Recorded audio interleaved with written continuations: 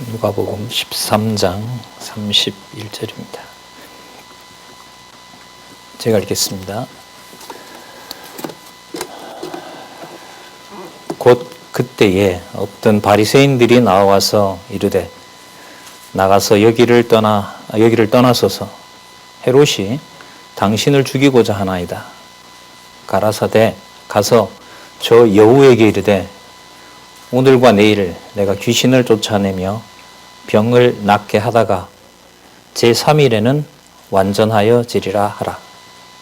그러나 오늘과 내일과 모레는 내가 갈 길을 가야 하리니 선지자가 예루살렘 밖에서는 죽는 법이 없느니라. 자, 일단 33절까지 여러분에게 읽어드렸습니다. 우리가 교재는요 성경 강론 14권입니다. 보실 페이지는 10 앞부분으로 좀 넘어가셔야 되겠는데요. 7463에 보시면 나라의 백성을 격려함이라는 내용이 나옵니다. 7475로 가죠. 큰 주제부터 보도록 하겠습니다. 7475에 가시면 가로 없는 넘버죠. 2번 나라의 심판에 의한 사역이 나타납니다. 자, 2번이니까요. 1번만 일단 기억을 해도 연결하는데 큰 무리가 없습니다. 앞부분에 나온 게 여러분 나라의 주인에 의한 사역이었습니다. 그럼 이렇게 연결이 되겠죠. 나라의 주인에 의한 사역을 하셨으므로 이렇게 됩니다. 반드시 그렇게 되어 있습니다. 성경 강론집 봐갈 때 개로는 이제 한눈에 이렇게 한쪽 가로 정도도 한두 장에 들어오지만 강론집은 이제 개론을 펴놓고 공부를 해야 되는 것이 앞부분에 페이지만 하더라도 한 10페이지 넘게 넘어왔잖아요. 그게 한눈에 보이지 않는단 말이죠. 그럼 개론을 왜 펴놔야 되느냐? 전체 구조에도 영향을 주지만 논리적으로 연결을 해서 바로 보고 싶어서 그런 거죠. 그래서 1과 1을 연결을 하면 이렇게 되겠죠. 나라의 주인에 의한 사역을 하셨으므로 나라의 심판에 의한 사역을 보여주시는 겁니다. 그러면 왜 나라의 주인에 의한 사역을 하신 다음에 나라의 심판에 의한 사역을 하시느냐? 바로 당신이 나라 사역을 하는 분이기 때문에 그렇습니다. 이런 이제 이 구조가 우리가 이제까지 배웠던 모든 그 언어들을 질서를 매겨주는 겁니다. 예를 들면 나라라는 말은 우리가 알고 있는 말이잖아요. 통상. 그러나 이제 성경에서 말하는 나라는 하나님의 나라란 말이죠. 그러면 하나님 나라를 예수 그리스도께서 그걸 관리하시는 사역자다라고 했을 때는 가장 성경에 가까운 개념은 뭐냐 하면 바로 이 개념인 거예요. 나라의 주인과 나라의 심판을 아는 것이 성경적인 사고예요. 무슨 말씀인지 아시겠어요? 예를 들면 우리가 어떤 가치를 매길 때 재료에 뭐 통상요, 내 삶 가운데서도 돈, 그 다음에 뭐 건강, 그 다음에 뭐 운동, 뭐 이렇게 이제 가치를 놓는데 성경 개론이 구조가 되어 있다는 말은 뭐냐면 성경을 깨닫게 하심으로 제일 꼭대기에 있는 개념이 여러분들 너무나 잘 아시는 뭐죠? 여호와. 그 다음에 여호와가 계시니까 늘 존재하시니까 뭐가 되죠? 여호와 계시. 그러니까 이 세상이 여호와라는 개념을 빼고는 생각할 수 없도록 하신 거예요. 불성립을 하지 않는다는 거죠. 물론 그것은 하나님의 주권과 은혜에 달려 있습니다. 자, 마찬가지인 거죠. 예수가 그리스도이십니다. 구약에 언약하신 대로 메시아로 오셨습니다. 메시아로 오셨으므로 그분은 직임, 우리 신분 지나왔고요. 직임과 신분이심으로 그분은 반드시 모든 일을 당신이 하셔야 돼요. 그게 사역입니다. 그러면 그 사역을 하시는 게 분명하다면은 그분이 하나님 나라의 근거를 당신이 가지고 계셔야 돼요. 그게 바로 아들 사역입니다. 그럼 아들 사역일 때 이 개념은 아들이 일한다 이런 개념 가지고는 들어올까요? 절대로 안 들어오는 거예요. 그래서 예를 여러분에게 드렸잖아요.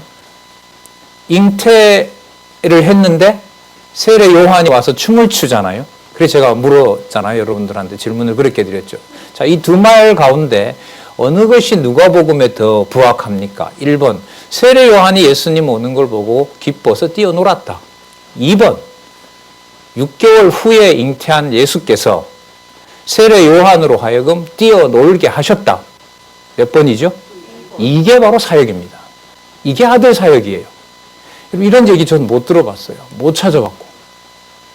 이게 모든 비밀이 창세기부터 계시록까지 여호와라는 주어를 놓아야 풀 수 있고 반드시 풀린다라는 증거를 여러분들 오랜만에 뵙는 우리 동역자들 이제는 그렇게 말하고 싶어요. 왜냐하면 떨어져 있는데 아무것도 하지 않으신 게 아니더라고요. 오늘 저도 가족들하고 처음 왔는데요. 10개월 만에 오거든요. 오늘 10달 동안 그럼 아무것도 안 했느냐? 아니죠. 다 각자 그 세파에서 견디도록 학생들을 가르치고 계셨던 선생님도 계시고요. 오늘도 학생들이 못 오잖아요. 그러니까 오늘 또 여기 참석한 어떤 선생님들은 오후 시간으로 학생들하고 시간도 밀어놓고 이렇게 하셨더라고요. 예. 자, 어쨌든 하나님 나라의 아들로서 당신이 뱃속에서도 뭘 하신 거예요? 사역을 하신 거예요. 이게 여러분 어디에도 이런 개념들이 나오질 않습니다. 이런 말들이 없었어요, 이제까지. 그러므로 그분이 하나님 아들의 사역을 하시는 분이므로 그분은 하나님 나라의 주인이 되시는 거예요. 그럼 하나님 나라의 주인이 되셨으므로 그분은 반드시 시작한 하나님 나라 일을 어떻게 하셔야 돼요? 끝을 내셔야 돼요. 그걸 뭐라고 그래요? 심판이라고 그래요. 그럼 여러분, 심판이 예수님 당시에만 했던 일일까요? 아니면 앞으로 할 일일까요? 세 번째, 과거에도 했고 그 당시에도 했고 지금도 했고 앞으로도 종말까지 하실 건가요? 3번이잖아요. 3번인 거예요. 자, 그러면 이 말이 왜 가능하냐면 우린 1장에서부터 2장을 지나는 동안 예수께서 잉태했을 때도 그렇고 그 다음에 아기일 때도 여러분 제가 질문을 그려드렸죠. 자, 1번이 맞는지 2번이 맞는지 누가복음에 합당한 말이 어떤 걸까요? 여러분들 한번 생각해 보겠습니다라고 했죠. 1번, 동방 박사들이 예물을 드렸다. 아기 예수께.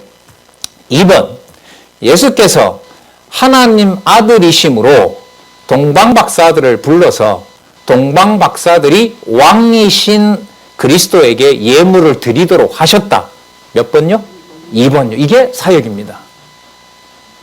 그래서 통상 우리가 쓰잖아요. 아, 저거는 목회 사역한다. 무슨 사역한다. 교회 사역한다. 그 개념이 성경하고 안 맞아요. 그러니까 우리 머리가 혼돈스러울 수밖에 없어요. 누구 중심으로 돼 있지 않으니까. 그렇죠. 여호와 중심으로 안 돼 있는 거예요.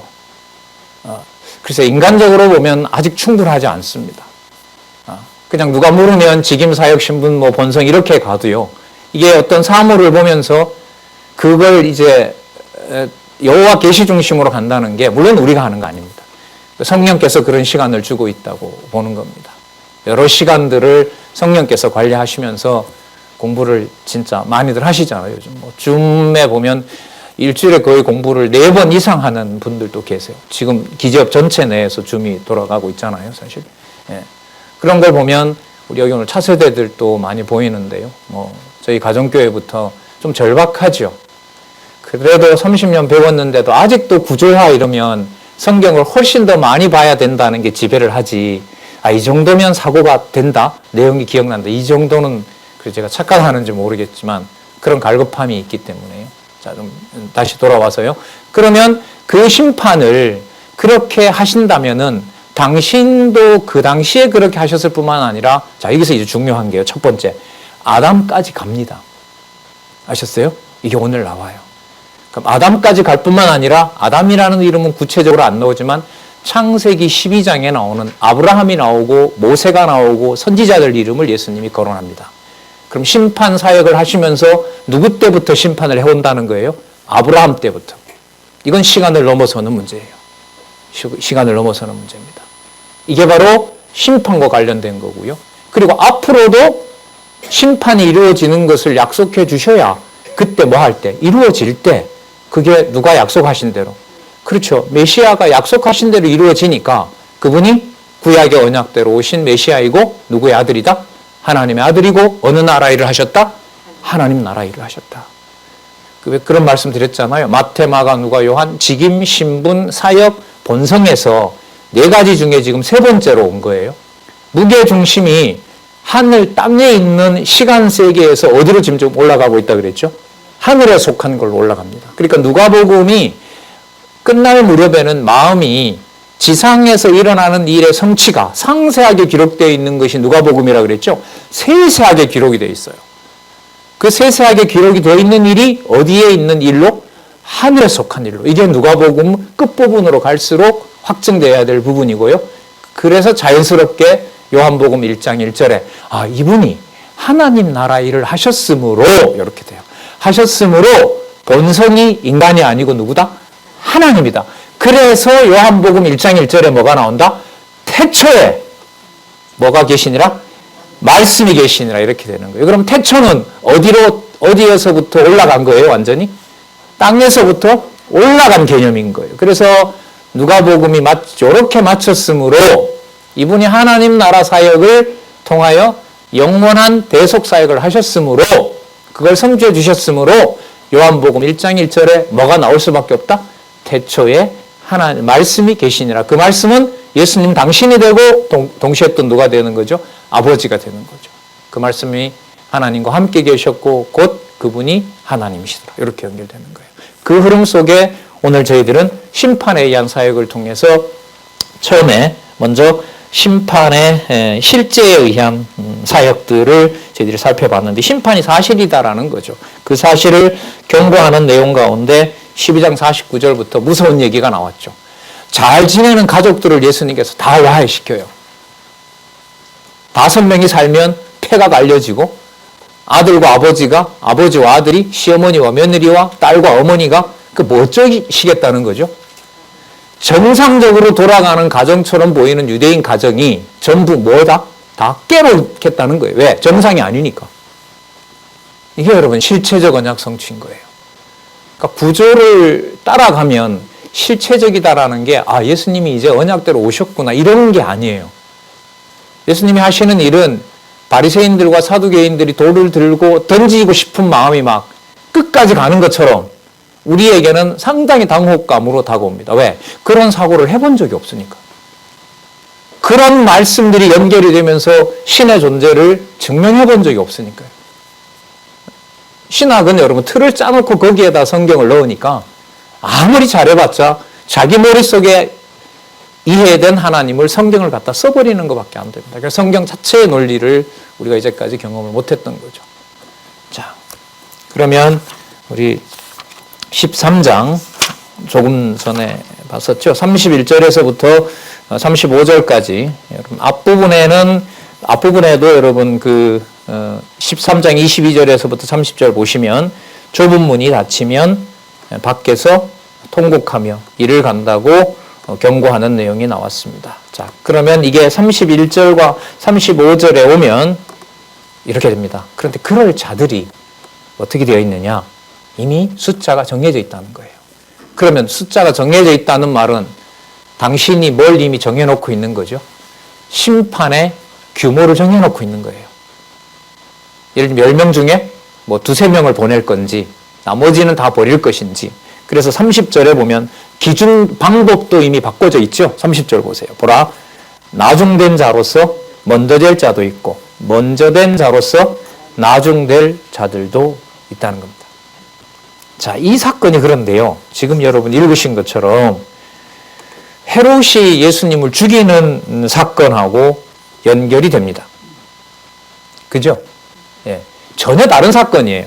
앞부분의 얘기는 예수님이 다니시다가 이제 좁은 문 얘기를 하신 다음에 그 다음에 그 얘기의 그 단락의 얘기는 먼저 된 자가 나중된 자가 먼저 되고 먼저 된 자가 나중된다라고 했어요. 그럼 벌써 예고는 되어 있는 거예요. 그러면 분명히 좁은 문으로 가는 길은 정해져 있는데 뭐도 달라진다? 넓은 문이 아니라 좁은 문. 이거는 유대인들이 들었을 때는 유대인들에게도 충격인 거죠. 우리 민족이 전부 다 뭐 되는 건 아닌구나. 그렇죠. 구원받는 건 아닌 거구나. 하나님 자녀가 되는 건 아닌 거구나. 라는 건데 먼저 된 자가 나중되고 나중된 자가 먼저 된다는 것도 뭐냐 하면 율법을 잘 지켜서 내가 바리새인이라고 해서 당연히 어디 가는 건 아니다. 천국 가는 건 아니다. 이게 지금 붕괴되고 있는 거예요. 이게 이 구조의 연결은 거듭거듭 충격입니다. 말씀을 보고 싶은 마음에서는 이런 구조가 뭘로 연결이 되지? 그리고 위에 있는 제목하고 어떻게 관계가 되는 거야? 이게 이제 그 다음에 궁금증이 유발이 되고 공부하고 싶은 마음이 생기는 거고요. 실제 내용에서 다가오는 충격은 우리 기준들이 다 끊어지는 거예요. 그러니까 누구 기준이 끊어지고 인간적인 기준이 끊어지고 관절과 골수가 누구 중심으로, 여러분 관절과 골수가 차고 연결이 되어야 몸이 움직이잖아요. 그러니까 누구 중심의 몸이 만들어지는 거죠. 그렇죠. 그게 여러분 갈라디아서 가면 성령의 열매인 거예요. 9가지 이건 중요한 게 아니죠. 머리부터 발끝까지 이미 이사야 1장에 약속한 대로요. 머리부터 발끝까지 하나도 챙길 데가 없다. 그럼 다 멸하느냐? 아니다. 다음에 이방인들과 같이 부를 때는 이방인들 중에서도 대제사장 삼겠다. 그게 여러분 이사야 마지막 장 66장. 그렇게 약속이 되어 있는 거잖아요. 자, 그러면 사건으로 보면 전혀 다른 사건인데요. 그러나 이 내용에 분명한 사실은 심판이 지금 계속해서 증거되고 있다는 거죠. 자, 그럼 보겠습니다. 자, 헤롯이 죽이려고 합니다. 그랬더니까 예수님께서 여우라고 그러죠. 여우라고 그러면서 당신이 귀신을 쫓아내며 병을 낫게 한다라고 얘기를 하세요. 이 말은 뭐냐면 참 이것도 그렇죠. 선생님 지금 헤롯이 죽이려고 합니다 라고 하는데 말이 그래 우리 도망가자라든지 아니면 저 인간 너무 나쁜 놈이라고 그러든지 뭐 이렇게 대답을 하시면 좋은데 첫 마디가 뭐냐면 내가 귀신을 쫓아내고 병을 낫게 하다가 제3일에 완전하여지리라. 이게 어떻게 대답이 돼요 이게? 여러분 거기 완전하여지리라는 것은 우리들한테 아주 중요한 개념입니다. 완전히 성취된다는 말이에요. 이게 원어로 보면. 완벽하게 성취된다는 거예요. 뭐가 완벽하게 성취되는 걸까요? 대답 잘 하셔야 되는데 여러분. 뭐가 완벽하게 성취된다는 걸까요? 이게 지금 무슨 맥락이에요? 심판 맥락이잖아요. 그러니까 여러분 어떤 단락을 요약된 밑을 볼 때도요. 항상 거기에 있는 의미가 맞는지 아닌지를 확인해 가야 돼요. 지금 이 흐름에서 가장 중요한 것은 뭐예요? 심판으로 맞아 들어가야 되는 거예요. 왜? 13장 30절까지 심판에 맞춰서 왔으니까요. 12장 49절에서부터. 그러면 이게 도대체 무슨 내용이지라고 고민을 줄여야 돼요. 그 시간을. 시간을 줄이는 방법을 안내를 해주고 있어요. 어디에다 맞추면 돼요? 심판에다 맞추면 되는 거예요. 그걸 여러분들에게 먼저 제가 확인을 하고 여러분들에게 지금 이렇게 소개를 드리는 거잖아요. 자, 그러면 여러분 이게 32절에 지금 얘기하시는 내용이 내가 귀신을 쫓아내며 병을 낫게 하다가 제3일에 완전하여지리라. 여러분 이 제3일 속에는 이미 뭐가 들어가 있죠? 죽으셨다가 3일 만에 부활하시잖아요. 그럼 이 말 속에 이미 무슨 대답이 들어가 있어요? 헤롯이 죽이려고 한다라고 하는 사건이 이미 여기에 들어와 있는 거예요. 그 헤롯이 죽일 건데 뭐 이렇게 예수님이 장황하게 설명을 하지 않으시고요. 그거 헤롯이 죽이는 게 아니라 내가 내 일을 완전케 하는 것이다. 이렇게 대답을 하시는 거예요, 이게. 자, 그러면 앞부분에 그런 예가 있었느냐? 있었죠. 아까 말씀드렸잖아요. 잉태되었을 때 6개월 된 아이가 무슨 사역을 해요? 그러나 세례 요한으로 하여금 구약에 언약하신 메시아를 보고 뭐 되게 했어요? 기뻐 뛰어오르게 했잖아요. 복중에서. 그게 사역이란 말이에요. 그 다음 태어난 아기가 사역을 합니까? 못하잖아요. 통상적으로. 그런데 아까 동방박사들이 뭐 하도록 했어요? 무릎을 꿇게 하고 뭘 바치도록, 예물을 바치도록 한 거예요. 누구니까? 왕이니까. 아버지 아들이니까. 12살 사건 하나 더 얘기 드릴까요? 12살 때 잃어버리잖아요. 예수님을. 예수님이 찾았을 때 부모 보고 뭐라 그랬죠? 내가 아버지 집에 있어야 되는데 뭘 그렇게 잃어버렸다고 그렇게 난리 들이셨습니까? 이 집이 누구 집이다? 아버지 집이다. 그럼 12살 된 예수님이 누구 일을 하러 예루살렘에 온 거예요? 이렇게 할 수 있겠죠. 1번, 12살 때 마리아와 요셉이 예수님을 데리고 성전을 보여주려고 데리고 왔다. 2번, 예수께서 마리아와 요셉에게 예수가 하나님의 아들 사역을 한다는 걸 증거하기 위해서 예수님이 마리아와 요셉을 데리고 왔다.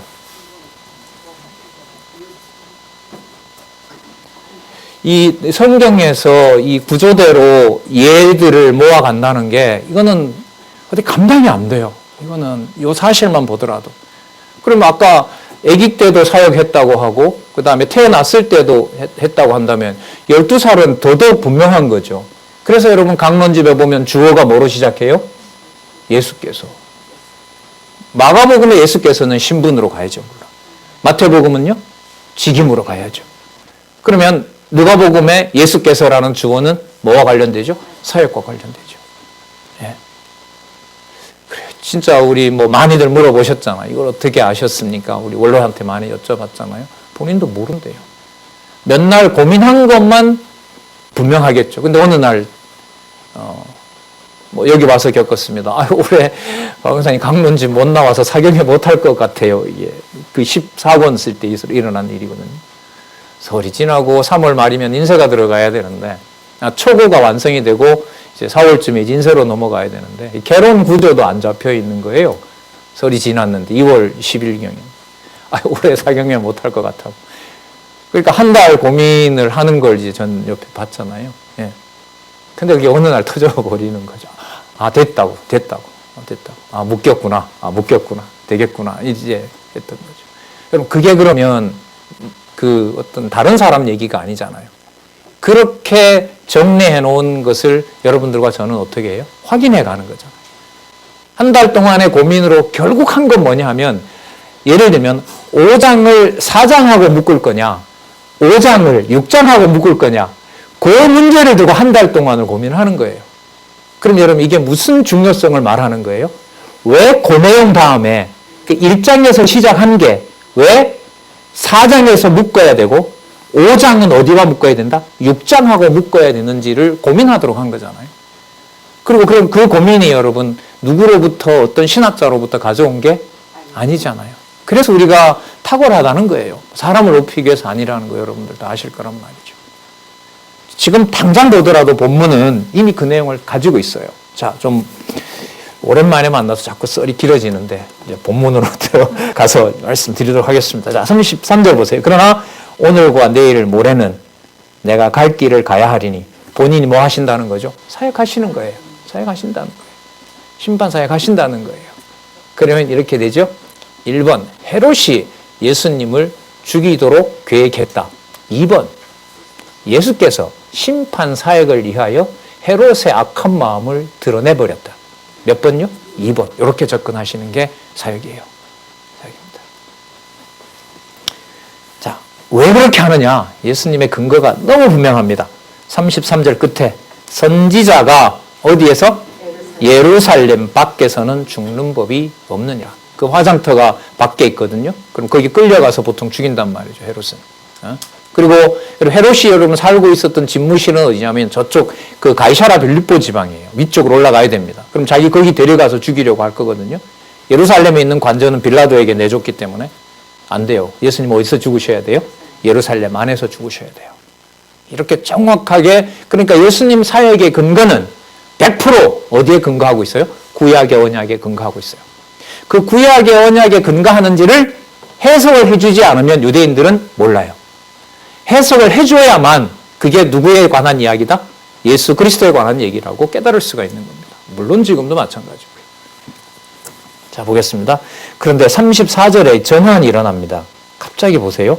예루살렘아 예루살렘아 선지자를 죽이고 내게 파송된 자들을 돌로 치는 자여 암탉이 제 새끼를 날게 하려 모음같이 내가 너희 자녀를 모으려 한 일이 몇 번이냐. 그러나 너희가 원치 않았도다. 이유긴 하지만은요. 자, 예수님 자신이 죽는다라는 얘기를 하시잖아요. 그죠? 결과적으로 하시잖아요. 그 죽는 사건이 그런데 무슨 사건이에요? 심판 사역인 거예요. 심판 사역을 하신다는 거예요. 그 심판 사역이 여러분 31절로 보면 아직까지 안 나왔어요. 맞죠? 제복은 분명히 심판으로 달려있는데 아직 뭔가 예수님이 심판한다는 얘기는 안 나왔잖아요. 시작을 한 가지만 가지고 얘기하셨어요. 내가 뭐 한다? 죽는데 헤롯이 날 죽이려고 해서 죽는 게 아니다. 내가 사역을 하는 거다. 그럼 죽는 것이 뭐로 들어와 있어요? 당신이 당하는 게 아니에요. 마가복음에서 이 말을 너무 많이 말씀드렸잖아요. 낮은 신분이 힘이 없어 당하는 것이 아니라 아버지가 원하는 아들의 자리로 가는 거다. 그래서 무능력이 아니라 뭐다? 능력이다라고 말씀을 드렸잖아요. 이미 마가복음의 중간 부분에 해당하는 그 세 가지 있잖아요. 낮은 신분에 대한 것을 통해서 예수가 그리스도이심을 확증하셨습니다. 그게 전능성이 이미 들어가 있어요. 그럼 사역에 오면 예수님은 십자가에 죽으시기 전에 당하는 수모와 그리고 죽으시는 데까지 가는 과정이 사역이라는 말이 붙어야 되잖아요. 그럼 무능력하면은 사역이라는 말을 쓸 수 있어요, 없어요? 없죠. 그러면 이월도 마찬가지죠. 그걸 지금 설명하시잖아요. 헤롯이 나를 죽이려고 하는 것이 아니라 내가 뭘 하고 있다? 하나님 나라 사역을 하고 있다. 그런데 지금 이건 뭐라 그랬죠? 심판이라 그랬죠. 근데 심판에 관한 얘기가 아직 안 나왔죠. 그런데 지금 시작이 되고 있죠. 왜요? 예루살렘이 선지자를 파송했는데 받았다, 안 받았다? 안 받았다. 그래서 뭐가? 예루살렘이 파멸할 것이다. 심판받잖아요. 이게 성경이 보통 압축이 아니에요. 압축이 이렇게 되어 있는데 이걸 도대체 어떻게 묶어서 내용의 수천 가지, 제가 카운트 해봤다 그랬죠. 양쪽 가로가 1200개고요. 1200개 밑에 통상 3개 정도를 묶으면 3개, 2개도 있고 뭐 6개, 7개 통상 적어도 3600가지 이상의 사건이 나오는 거예요. 그걸 요 순서대로 그렇고 그러니까 그러므로 그래서 이게 여러분 3600가지를 연결이 되어 있는 것이 여러분들을 보고 있는 하나님의 말씀 성경인 거예요. 이걸 의미분석 성경 개론을 통해서 뚫어버렸고 그걸 하나하나 여러분 이렇게 주석을 해서 여러분들과 제가 교재를 보고 있는 거예요. 글쎄 모르겠습니다. 이 사실을 내일 모레 그 진경총회장들 한 20명 어쩌 원로들이죠. 거의 뭐 80, 우리 원로 나이보다 많으신 분도 있는 것 같고요. 그분들한테 내일 모레 소개할 텐데 모르겠어요. 하나님 또 어떻게 섭리를 하실지 모르겠습니다. 그 본질은 이거예요. 말씀을 보지 않으면 말씀을 볼 때에, 보게 하실 때에 성경을 하나님 말씀으로 확증이 되는데 이제까지는 하나님께서 유대인들에게 깨닫지 않게 하셨던 것처럼 그야말로 가둬 놨던 거죠. 이게 여러분 지금 보시는 것처럼 기가 막힌 전혀 다른 사건들이 기가 막힌 논리로 연결이 되고 있다는 거예요. 아, 이름으로 살아계시는 거구나. 이래서 상식으로는 하나님 존재를 증명한다는 것은 불가능하구나. 그래서 이게 500년 전에 선배들이 얘기했던 이게 바로 성경권이구나. 그 말을 이제 근거를 가지고 얘기해야 되잖아요. 그래서 지금 여기에 뭐가 나오냐면 심판 얘기가 나옵니다. 나오죠? 35절에. 보라, 너희 집이 뭐예요? 황폐하여 버림바 되리라. 그 다음 보시기 바랍니다. 여기서도요. 봐라. 그러니까 내가 너희들을 심판하는 심판주다. 이렇게 나와도 좋은데요. 성경에서는 여기서 그야말로 예수님도 올라가는 구조를 탑니다. 무슨 뜻이냐? 누구 소개하는 걸로 끝나야 될까요? 아버지. 맞죠? 여호와를 찬송하는 쪽으로 가는 겁니다. 본문이 그렇게 연결되어 있어요. 그러니까 그렇게 되어 있으니까 그러므로가 또 맞는 거죠. 왜요? 위로 올라가는 구조니까. 자, 내가 너희에게 이르노니 너희가 이 주는 여호와로 바꿔도 뭐 전혀 문제가 없어요. 다 여호와로 바꾸시면 돼요. 너희가 여호와의 이름으로 오시는 이를 찬송하리로다.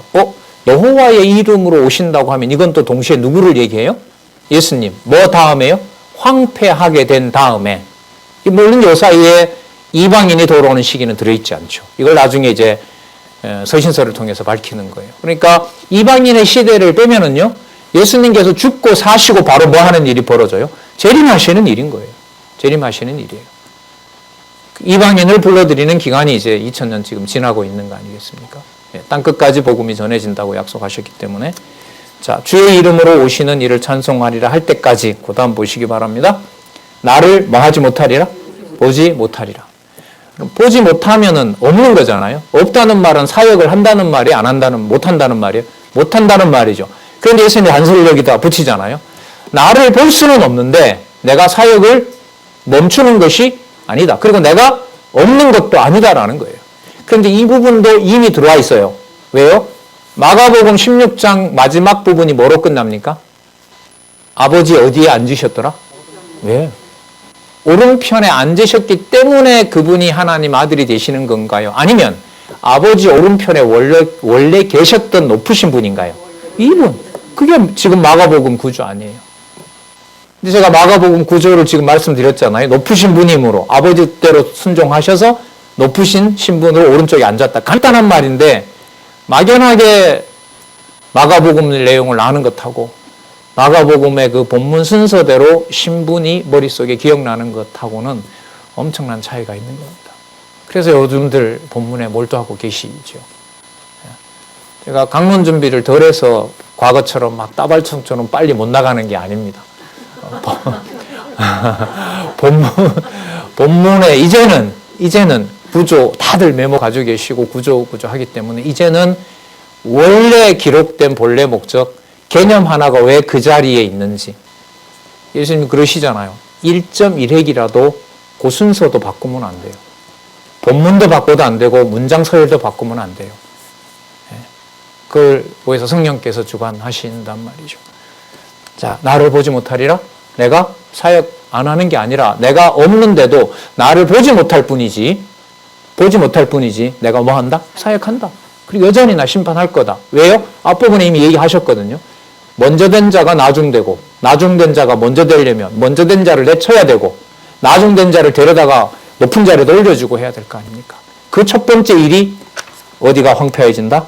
예루살렘이 황폐하게 된다는 겁니다.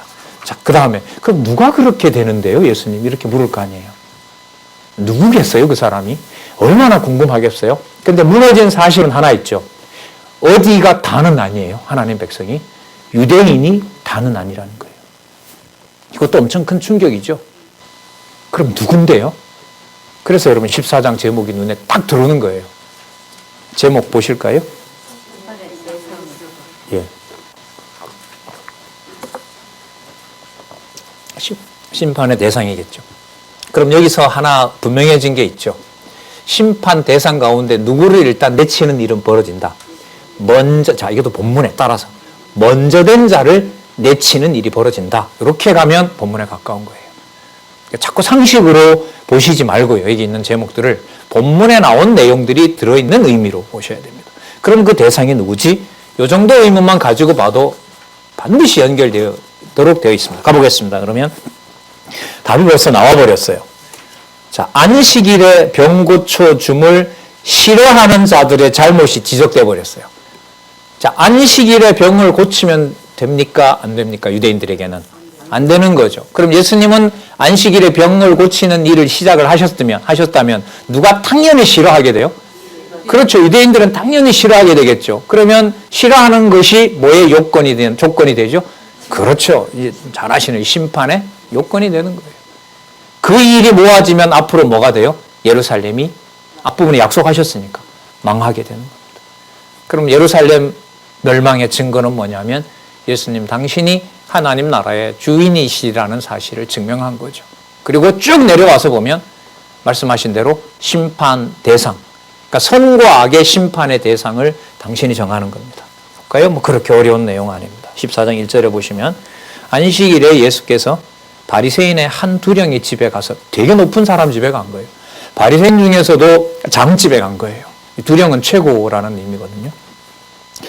그 집에 떡을 잡수시러 가면 자기 발로 그야말로 호랑이 속으로 간 거 아니에요. 몰래 뒤에 가서 이렇게 고쳐주시고 하면 오해도 안 받을 텐데, 근데 누가복음은 이게 안 통해요. 왜? 사역이라는 말이 확 박혀있기 때문에 뭘 숨기고 빼고 이게 안 되는 거예요. 모든 게 당신의 다 주권 속에 있는 거예요. 자, 보겠습니다. 고창병 든 사람이 있어요. 고창병, 그 물집 속에 고름이 들어서 썩는 병이잖아요. 이건 불치병이잖아요. 구약으로 말하면 이거는 하나님의 저주의 표시인 거예요. 자, 그 자를 안식일에 고치시는 거잖아요.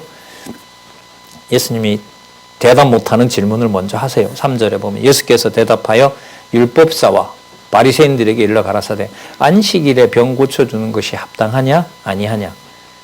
대답할 수 있겠어요 없겠어요? 합당하다 이러면 율법을 자기네들이 어겨야 되고, 해도 됩니다 이러면 예수님이 맞다는 게 되고. 그러니까 여러분 이런 말 있잖아요. 왜? 빼도 박도 못한다는 말 있잖아요. 이게 성경의 논리가 뭐냐면 하나님을 발견하지 않으면 안 되는 방향으로 데리고 가요. 단 필요 조건이 있어요. 그건 성경의 구조를 알아야 돼요. 다른 어떤 방법은 없어요. 그러나 충분한 조건은 아니에요.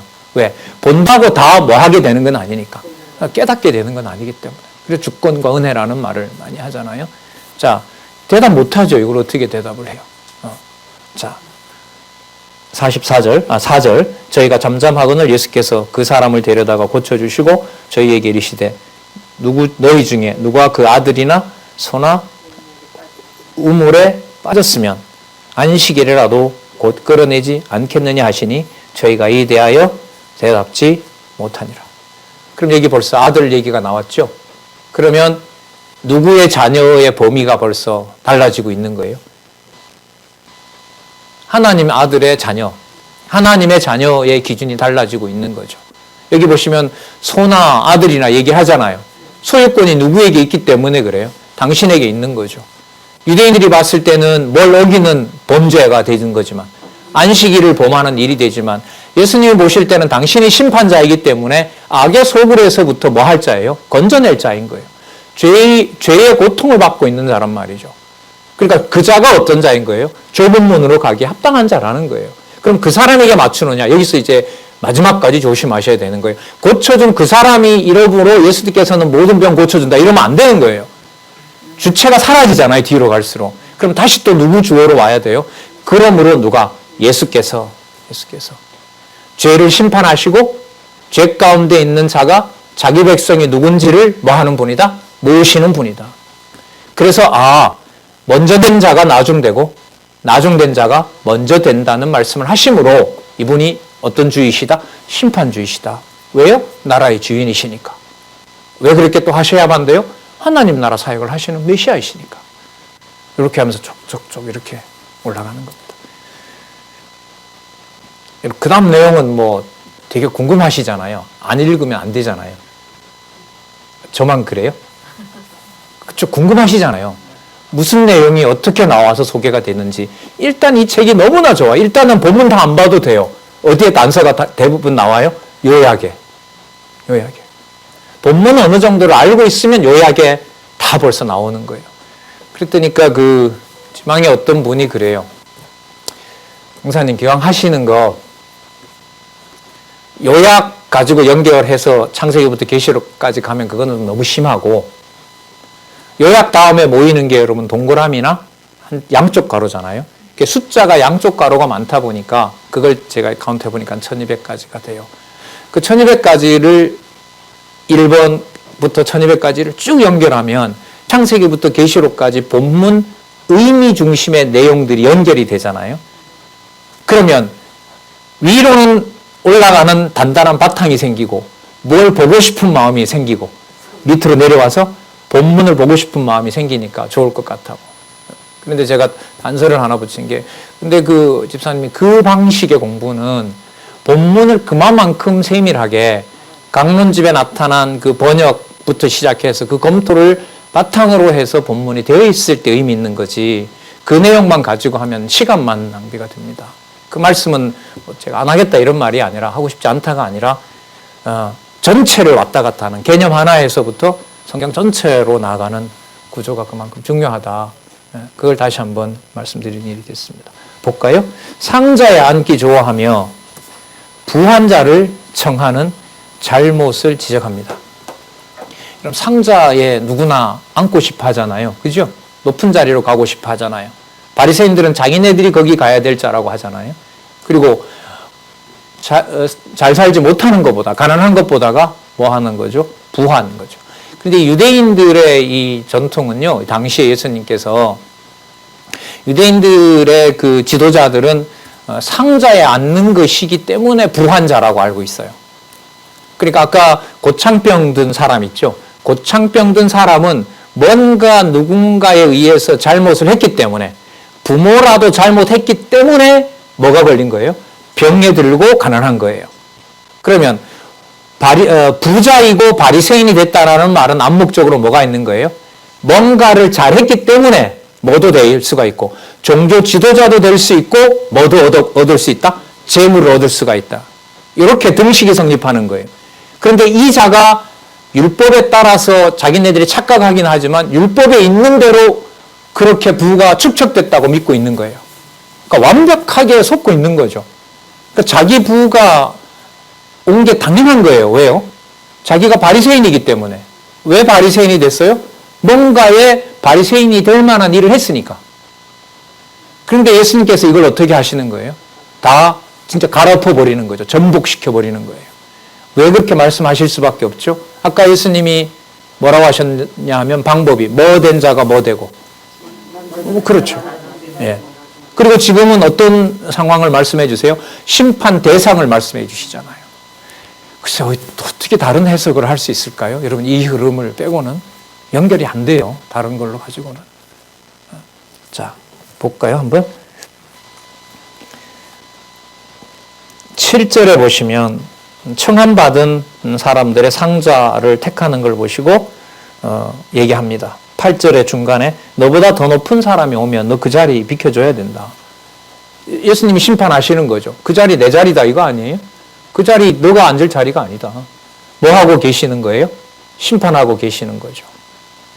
자, 10절에 보시면 청함을 받았을 때 말석에 앉으라. 그러면 청한 자가 와서 너더러 보시에 올라 앉으라 하리니 그때 함께 앉은 모든 사람 앞에 뭐한다? 영광이 있으리라. 이거 여러분 아까 먼저 된 자가 나중되고 나중된 자가 먼저 되리라는 내용하고 관계가 돼요 안 돼요? 되죠. 이렇게 숨어 있어요. 이걸 연결을 시켜놓은 거예요. 여러분들 보고 계신 책이. 11절. 자, 이제부터 상황을 얘기하고 지금부터 이 단락이 맞춰가니까 여기에 예수님의 집중적인 해석이 쏟아집니다. 그래서 복음서 읽어 나가실 때는 이 단락 끝부분에 무슨 말이 나왔는지를 잘 보셔야 돼요. 이게 그 다음으로 넘어가는 고리이고 예수님의 해석이 여기에 나와요. 처음에는 언제 어디서 뭐가라는 사건이 나오고 그 사건에 대해서 예수님께서 의미를 부여하시는 내용이 바로 후반부에 나와요. 자, 볼까요? 또 자기를 청한 자에게 이르시되 내가 정심이나 저녁이나 베풀거든 벗이나 형제나 친척이나 부한 이웃을 청하지 말라. 드렸건대 그 사람들이 너를 도로 청하여 내게 갚음이 될까 하노라. 그러면 천국에서 주는 방식은 주는 것에 대해서 기브 앤 테이크 방식으로 받는 것 가지고 되는 게 아니다라는 거예요. 그러니까 유대인으로 살았기 때문에 하나님 나라에 간다? 아니라는 거예요. 그럼 심판 맞잖아요. 이보다 더 무서운 심판이 어디 있어요? 내가 이만큼 공부했기 때문에 오늘 여기서 여러분들을 제가 볼 수 있는 거잖아요. 왜 이렇게 하세요? 아니죠. 이렇게 돼야죠. 너 이렇게 해야죠. 아니잖아요. 그거. 민감하죠. 민감하고 글쎄요. 뭐 농담이라도 이건 용납할 수 없는 얘기가 되는 거죠. 갚을 게 있으면 은혜가 안 되는 거죠. 그래서 서신서에 갔을 때 그 은혜와 평강 얘기할 때 그 은혜 얘기를 할 때 복음서의 내용들이 바탕이 꼭 돼야 돼요. 예수님이 이미 약속하셨던 것을 보혜사 성령께서 오셔서 사도 바울에게 깨닫게 했지 사도 바울이 그때마다 생각나서 만들어내는 게 아니잖아요. 예수님의 모든 말씀도 보면 하시고 난 다음에 뭐라고 얘기하세요? 구약을 응하게 하려고 그런다. 돌아가시기 직전에 뭐라고 하시죠? 모세의 율법과 선지자의 율법과 시편에서 나를 가리켜 기록한 것이 기록되어 있느라 내가 그걸 있으면서 너희들에게 다 가르쳐 준 거다. 근거 가지고 얘기하시지 않는 거죠. 볼까요? 13절에 보십시다. 잔치를 배설하거든 차라리 어떤 자들요? 가난한 자들, 병신들, 저는 자들, 소경들을 청하라. 전혀 뭐 할 수 없는 자들, 갚을 수 없는 자들. 뭐 영적으로 말하면 뭐 죄인인 거죠. 어떤 것도 갚을 수 없는 자들. 왜냐하면 이렇게 되겠죠. 저가 갚을 것이 없는 거로 내게 뭐가 된다? 복이 된다. 그 다음에 넘어갑니다. 심판이라 그랬죠. 심판, 자 여기 심판 대상 나왔죠. 지정하셨죠 예수님이. 당신이 주권을 가지고 있다는 거 보여주셨죠. 심판 주다라는 거 보여주셨죠. 언제 이런 일을 하게 되느냐? 마무리까지 끝까지 해버리십니다. 이는 의인들의 뭐 할 시에? 부활 시에. 그럼 이게 이미 어디까지 가버렸어요? 언제까지요? 당신이 3일 후에 부활할 때가 아니죠. 아까 왜 그랬냐면 당신이 가신다고 했잖아요. 당신을 볼 수 없다고 했잖아요. 그럼 이 부활은 뭘 전제로 해야 돼요? 보이지 않다가 앞으로 오실 때까지. 그러면 어디를 얘기하는 거예요? 마지막 심판인 거예요. 적어도 재림까지는 얘기하는 거죠. 그럼 여기서 벌써 대상을 얘기하시면서 심판의 시기가 어디까지인지가 벌써 예고가 되고 있고요. 그게 여러분 17장 20절에서부터 보면 자 나라의 뭐까지? 나라의 재림까지. 그래서 9장 18절에서부터 21장의 흐름이 오늘 조금 살펴본 내용에서도 그 흐름이 가고 있어요. 어떤 분이므로? 나라의 주인이심으로. 맞죠? 나라의 주인이심으로. 언제부터 언제까지 주인이심으로? 창조부터 심판까지 주인이심으로. 창조부터 마지막 심판까지 무슨 주가 되신다? 심판주가 되시고, 그걸 이루셨을 뿐만 아니라 언제도 앞으로도. 그게 바로 나라의 재림에 의한 사역까지. 그래서 나라 사역이 이렇게 세 부분으로 되어 있는 겁니다. 자, 그 부분이 의인의 부활 시에 내가 갚음을 받겠음이라 하시니라, 이렇게 나옵니다.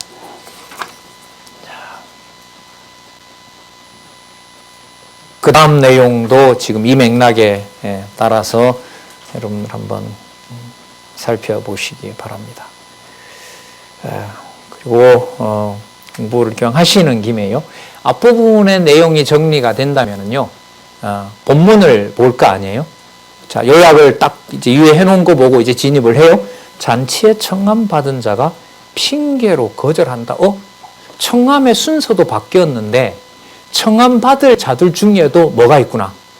저 읽어볼게요. 잔치에 청함 받은 자가 핑계로 거절을 하는 잘못이라고 했으니까, 자, 유대인들을 오지 말라고 해서 초대를 안 했어요.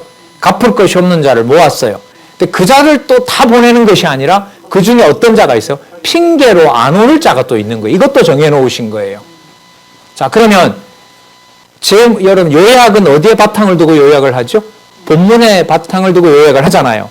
그러면 공부의 효율성을 위해서는 본문 요약에 가장 가까운 본문 구절이 어디에 나오는지 찾으면 좋겠죠. 무슨 말씀인지 아시겠어요? 자, 아까 우리 본문에 근거해서 요약이 됐고, 그 요약은 상위 주제인 심판 대상과 관계가 있었고, 그럼 나올 내용도 심판 대상이고 본문에 근거를 둘 것이고, 본문에 근거를 두어서 잔치에 청함받은 자가 핑계로 거절하는 잘못이라는 내용이 본문에 바탕을 둔 거기 때문에 몇 절이 될지 두 절이 될지는 모르지만 그와 관련된 예수님의 가르치는 핵심 내용이 어떤 본문가 있겠죠. 예. 그게 여러분 우리가 같이 이렇게 해나가는 공부의 마지막에 늘 숙제라고 하면 좀 그렇고요. 그 다음에 꼭 가서 확인하고 싶은 부분이 바로 그겁니다. 예.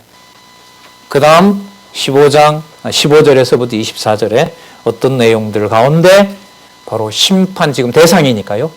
심판의 대상들을, 자, 여기서도 잊지 말아야 될 것이 주어가 누구인 걸로? 예수께서 이렇게 가셔야 돼요. 예수께서. 나한테 좋은 걸 찾으면 네가 나음을 받으리라, 고침을 받으리라, 이런 쪽으로 가요. 그게 아니란 말이에요. 그러면 주어가 누구에게서 누구로 가요? 예수께서로 시작했다가 우리에게, 나에게 이렇게 간단 말이죠. 그것도 이제 위로 올라가는 구조의 장애가 돼요. 그래서 어떤 한 구절을 보고 막 기뻐하고 좋아하는 것은 좀 이렇게 조심하셔야 되겠죠. 물론 그게 여호와 계시와 관련된 그 요절일 수도 있고요. 자, 그런 차이가 있다는 것도 말씀을 드리고요. 오늘 많이는 못 나갔지만은 15장 14절에서부터 여러분들이 확인해 보시면서 우리는 한 번밖에 보진 않지만 여러분들이 그렇게 공부하시는 데 도움이 되셨으면 좋겠습니다. 기도하겠습니다. 하나님 아버지 감사합니다. 진리의 말씀에 대한 어떤 수고도 하지 않았는데 이미 2000년 전에 무서운 유대인들에 대한 심판이 임하도록 하셔서 이렇게 하나님 말씀을 유대인들에게도 감춰놓은 이 말씀을 이렇게 선명하게 볼 수 있는 여건과 환경과 그동안에 베풀어 주신 하나님의 사랑에 다시 한번 감사드립니다. 많은 동역자들, 많은 우리 지체들 그리고 교회들 진리를 더 사랑하게 하여 주시고 함께 할 수 없는 시간이지만 진리의 말씀은 더욱 사랑하는 하나님의 나라, 또 그 나라에 살아계신 주 예수 그리스도와 하나님 아버지의 영광을 깨닫고 볼 수 있는 자로 보이사 성령께서 주관하여 주시옵소서. 예수님의 이름으로 기도드렸습니다. 아멘.